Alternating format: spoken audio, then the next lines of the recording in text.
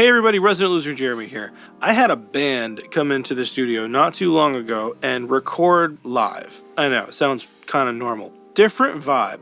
Everything happened in the same room. I want to run down how to capture a live performance, whether in the studio or at a show, to maintain kind of that live, raw vibe, but giving it a little bit of studio polish, I guess, to give yourself the best possible representation of that live performance. As a band, you're probably playing live a whole lot more than you're in the studio, so this could be a way for you to get more material to release to your fans. The band did not use a click. It was a drummer, bass player, guitar player, and the guitar player was also the singer. All these things happened live. Bass, I had a mic'd version of the cab and a mic DI. Guitar player was recording stereo into two different amps, and that was my Dr. Z into a Fried Egg audio cab. And the other side was a Mesa Mark V on the Fat channel going into a Weber cab. The gear here doesn't necessarily matter as much as the players. What we were trying to do for the day was try out a whole lot of different mics and put them in positions that I wouldn't really normally put them in. I wanted to find standouts. I wanted to see what was really bad on a certain source and what was really good on a certain source. And what we found was no matter what we put on any given source, we really weren't disappointed with it. There was really no way to make anything sound bad. Everybody seems to be making really good gear, at least the gear that we were trying for that day. That's not what we're going to be talking about today. Those are coming up in future videos. If you want to see that, hit the like button, hit the subscribe button so you do not miss it. What we're going to be talking about right now is kind of how I'm mixing this, a live performance, to maintain a raw sound. But let's jump in. Let's go to a big chorus here.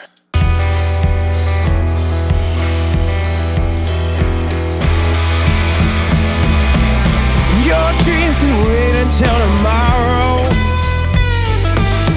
That sun will shine another day. But she is on a train southbound. Don't let your love slip away.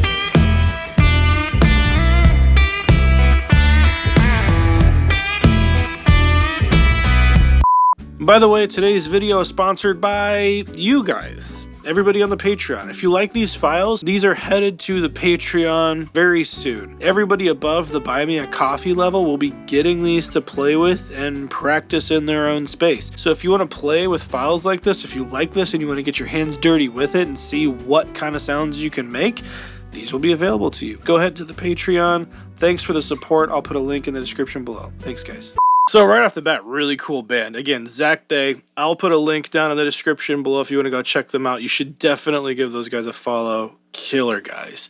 Talk about the approach and the thought process behind miking them and the little bit of mixing that I did and some of the things that may be tricks that you could kind of employ to get hopefully the same results or very, very similar out of live performances. Because again, as bands, you're doing a whole lot more on the live side than in the studio, and this could be easy bang for your buck with a cheap interface and just recording your live shows. So let's talk about what we're doing on the drums. But a lot of these things are already in place in a live show, and if they're not, and you have even the smallest amount of recording gear, this is stuff you could easily do. So the kick in, that was a Beta 91, and I'll just real quick show the sounds of what we're getting here. Kick out was really fascinating. I would never put this mic here, but in the shuffle of everything, we put a C414 on the kick out because it was what was left. Had very similar results with a 314, a 214, any kind of that style mic. Shocking as a kick out. Check this out.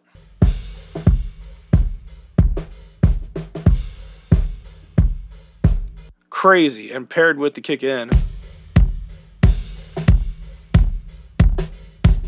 Now, you'll see Saturn on here that is bypassed, but one of the things I'm using Saturn for, I'm not using on these tracks in particular. I'll show you on the snare. Let's listen to the snare just raw. So the player, good pocket. They were not using a click. They're playing with each other. Really good feel. There is a little bit of hi-hat bleed in here. He's not hitting the snare particularly hard. but that hi-hat's right there. So one thing I did was I used Saturn. Stole this straight from Nolly. So, but this trick works really, really well. If you set your crossover point right above the fundamental of the snare, and you can see it here. So you can see our fundamental on the screen right here. Let me see if I can make this. So now we got this larger, but the fundamental of the snare, I set my crossover point above that. And this low band is doing nothing. It's literally turned off. So it's just straight through the plug-in. But the high band, I'm doing a little bit of EQ. I'm adding some bottom end. I'm adding a little bit of high mids and a little bit of top. But bypassed and engaged. So you'll notice this dynamics knob. One of the craziest gates you'll ever find, and it happens to be in Saturn. Who knew, right? Check it out. If set to 0, this thing, you hear the hi-hat just like you would. But watch as I bring this down.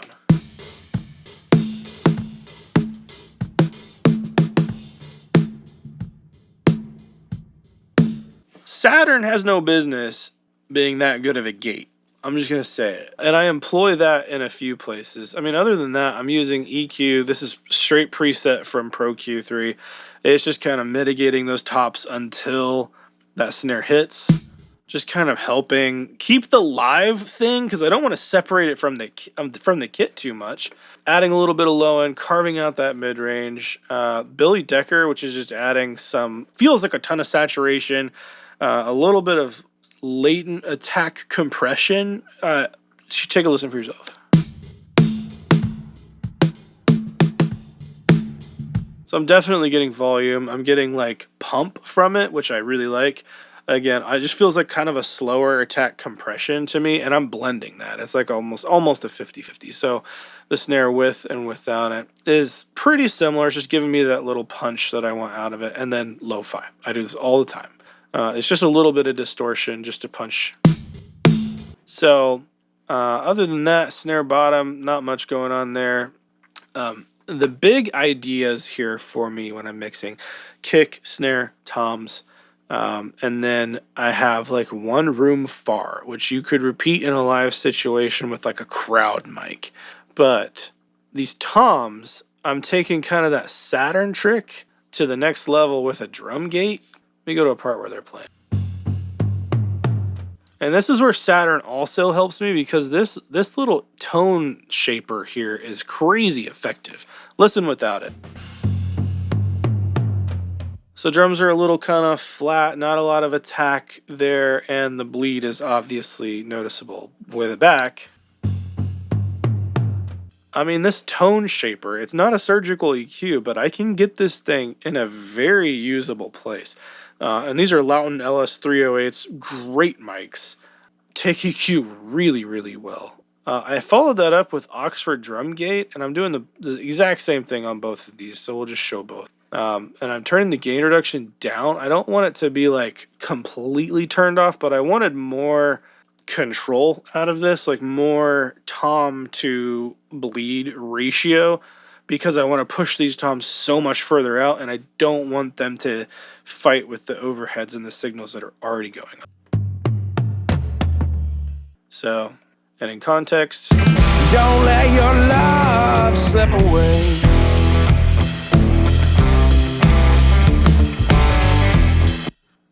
now these overheads are actually ribbon mics. And the only processing I'm doing is adding a bunch of top end. Pretty normal for a ribbon mic to add that top end back. Because flat, this is what I've got. Adding that top end. So you could achieve those same results with any kind of cheap condenser. I like this one because it's very articulate. There's a 3D space that I really liked with these Oma ribbons. Other than that, there's no processing. So you could do this with something that you have laying around in a live context and be just fine. Other thing I did was put a mic above the drummer's head. This is a Sony C80. If this is all you could get by with, like close mics and this, you could get a killer drum sound. Listen to this mic. Now this is being crazy compressed, but here it is dry.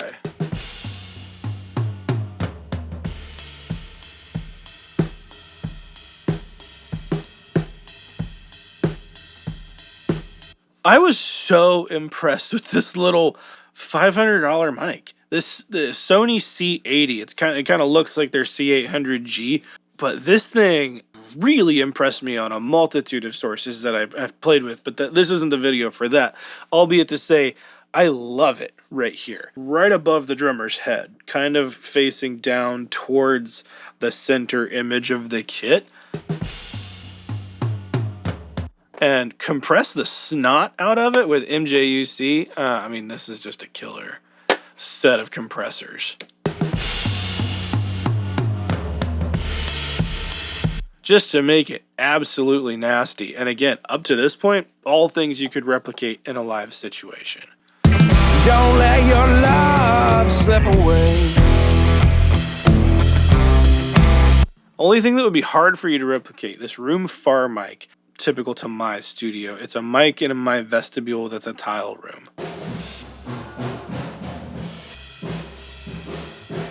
And I'm just tucking that behind the kit. All in all, you can't hear it all that much.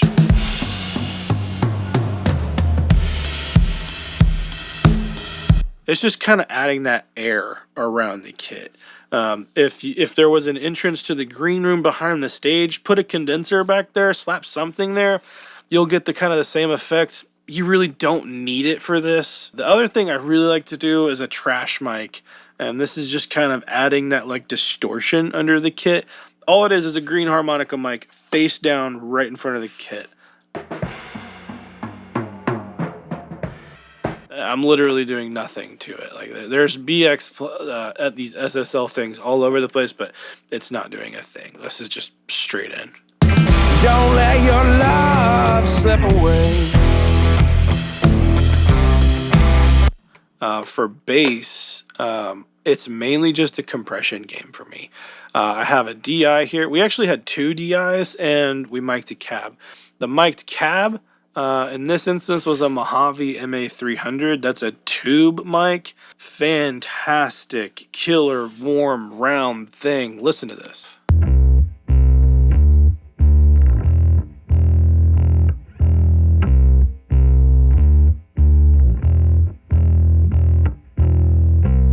My thing with miking bass cabs, I mean, you can get up close and you can do that type of thing. What I really like to do, especially when it's a condenser, is moving the mic as far away from the speaker as the cone is wide. So in this case, it was a 10-inch cone. I'm about 10 inches back.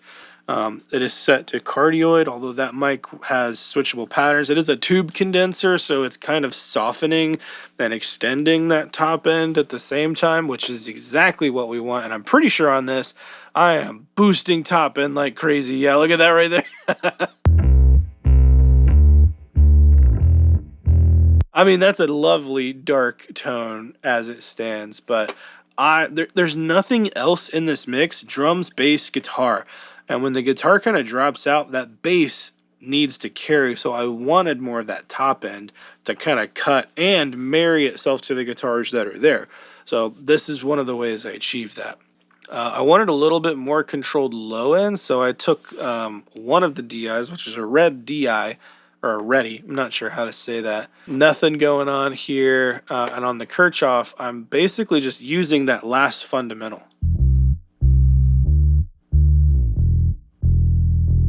I'm feeding that back in as like a super clean low end because his signal going into that amp was really dirty.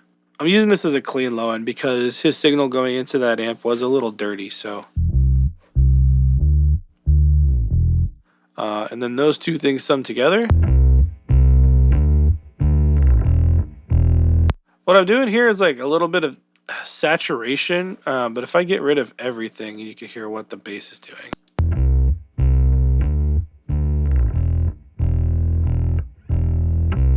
I added double tap because I always like to add double tap. It's one of my favorite bass compressors that I have.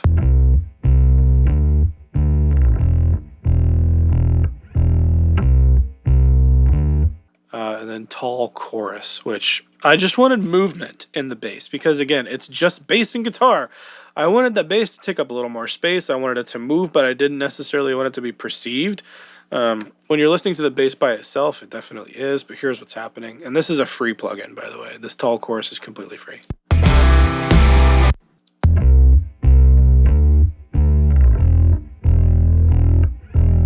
So that in context.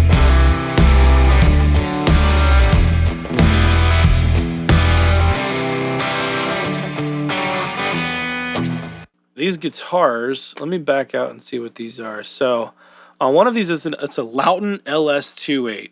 Fantastic guitar cab mic. Just go buy one. I mean, they're incredible. This is not sponsored by Lauten. It's a great mic. And it's not just great there. But of the day, we absolutely loved that mic on that cab, and it sounded great. We traded on vocals too, and it was great. It's a killer mic.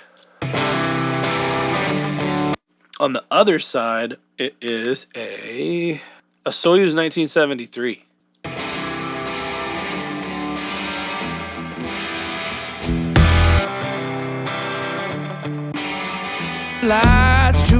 And those two things just played together so well.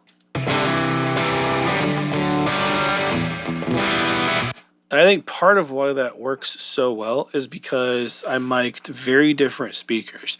The speaker in that fried egg audio cab is kind of like a vintage 30. It's a Mojo Tone British Classic, which is basically a vintage 30.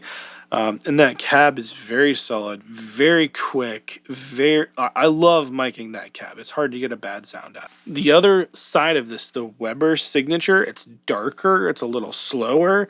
And that 1973 isn't as bright as the 208, which I was digging. I like to lean into those differences so that when we put this up and he has a stereo signal, it just accentuates those differences and makes that spread even wider. And then as long as you make sure you're in phase, you're good. So I'm just zooming in here in the beginning. And it's kind of hard to tell because there's effects, but I mean, you can see if I exaggerate this like crazy, like this dips, this dips. That's as far as I'm going to take it with a live record. I'll just say that. Again, what I'm trying to do is maintain that left-right relationship. Some guitar players, when you're running stereo, will get a little iffy if you're flipping their phase in certain places, but remember, a lot of times people are just going to listen on their phone, and you want that to be as mono compatible as possible. Otherwise, we're going to lose you in that mix. So that my little rant is over there. So let's listen to the band up to this point. We're going to solo, I'm going to mute the vocals.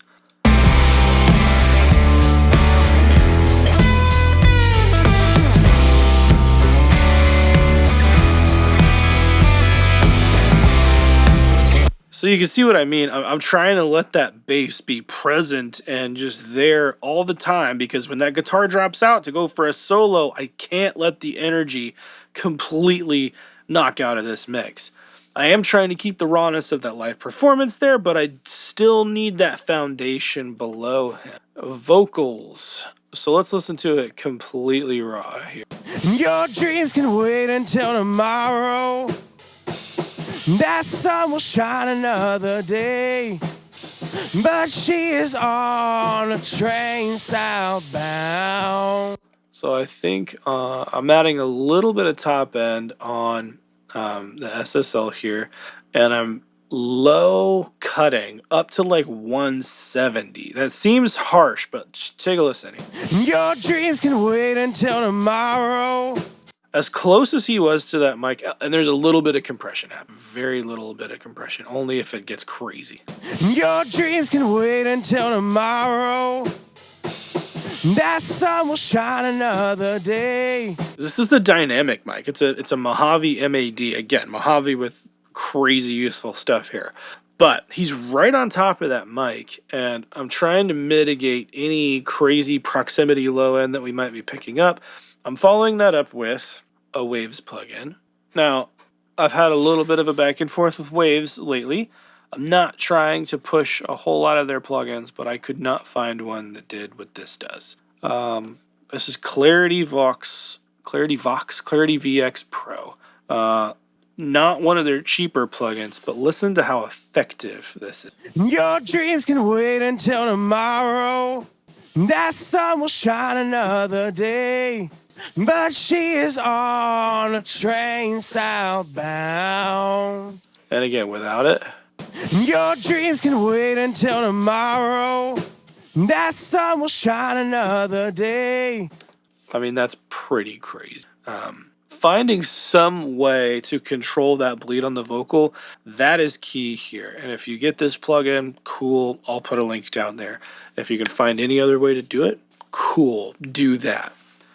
I followed that up with a DS because I'm about to compress the snot out of this thing, because going in, I did very little compression going in because I didn't want to bring up that floor of the drums in the room. And this is very much like if you were taking like a cheaper interface to a live gig, doing this yourself, very much kind of that same thing. So I'm trying to control the vocal as much as possible before I get to something like RVox. That's what I used live, but I'll show you an alternative.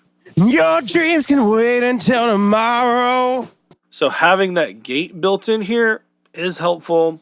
And RVox do an RVox thing, which I love. But again, trying to get away from maybe leaning on waves a little too hard. So we're going to move to Pro C2. I lose my gate, but this will do the same thing compression-wise. Your dreams can wait until tomorrow. That sun will shine another day. But she is on a train southbound. I'm going to use, in this instance, I'm going to use RVox because the gate, and I'm thinking about the mix. You can get this done with any plugin. I'll say that much. And then I followed it up with a little, very general curve. Your dreams can wait until tomorrow. And all together. Your dreams can wait until tomorrow. That sun will shine another day. But she is on a train southbound. Don't let your love slip away.